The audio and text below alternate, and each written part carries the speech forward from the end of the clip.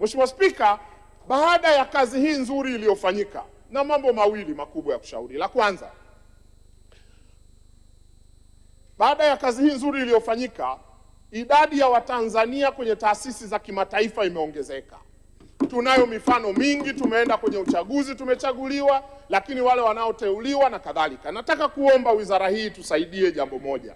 Tunao waraka wa utumishi wa umma wa mwaka wa 2009. Waraka huu pamoja na mambo mengine, kwa haraka haraka, unazungumzia likizo ya bila malipo ya watumishi wa umma. Sasa waraka huu unapunguza kasi ya ushiriki wa Watanzania kwenye taasisi za kimataifa. Kwa nini? Kwa sababu moja, kupata likizo hiyo imekuwa tabu, lakini likizo hiyo ina masharti ambayo hawa Watanzania wazalendo wakipata fursa huko duniani, wakienda wakirudi huku, wanarudi kuanza pale walipotokea. Kupanda kwao vyeo kunasimama. Sasa nadhani hili lina discourage hawa watu kwenda huko nje. Ninakuomba Mheshimiwa Waziri, tunakuamini, nina hakika unaweza shirikiana na Wizara ya Utumishi, nendeni mkapitie upya waraka huu ili tuongeze idadi ya Watanzania.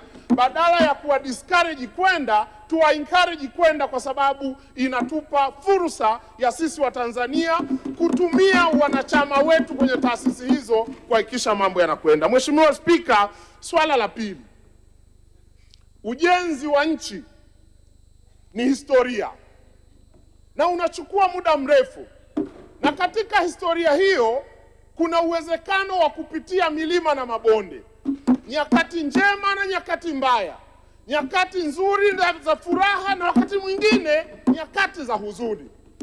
Na nahodha mzuri anapimwa wakati wa dhoruba.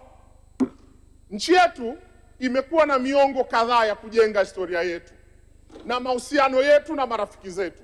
Ndiyo maana ninawapongeza marais wa nchi hii.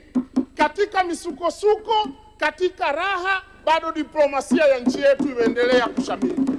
Na Rais Samia ameonyesha kwa vitendo kabisa. Tulipopitia mawimbi, rais amesimama imara, ameonyesha uzalendo, na hili limepeleka salamu duniani kwamba hata kama tukipitia matatizo, bado tuna uwezo wa kushughulikia matatizo yetu wenyewe.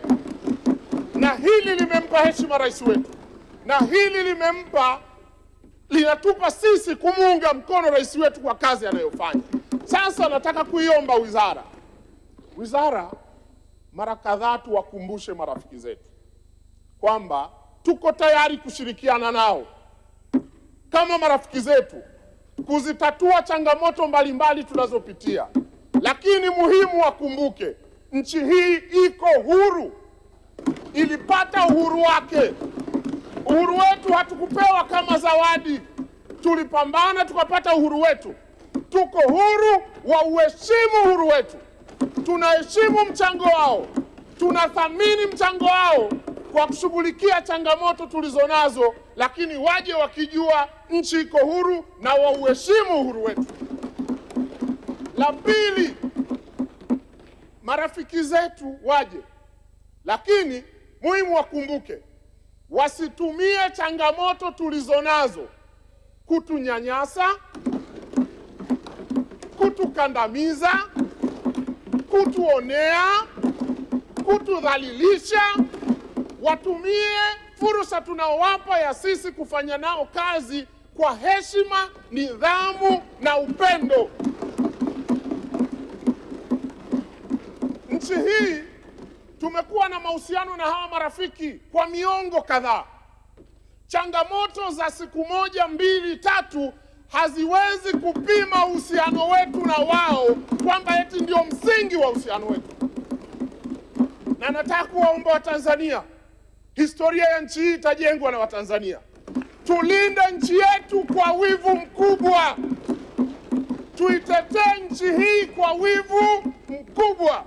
Tusiruhusu mtu kutudhalilisha, mtu kutuonea, mtu kutunyanyasa, na isitumike fimbo ya changamoto tulizonazo kutupiga. Hilo tuseme hapana. Na niombe wizara hii mara kadhaa tuwakumbushe, iwe ni mataifa makubwa, iwe ni madogo, wote tuko sawa mbele ya diplomasia.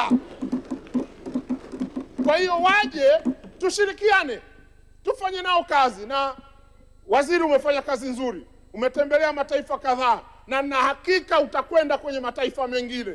Naendelea na msimamo huu, hatufungamani na upande wowote, lakini watuheshimu wanapokuja kufanya kazi na sisi.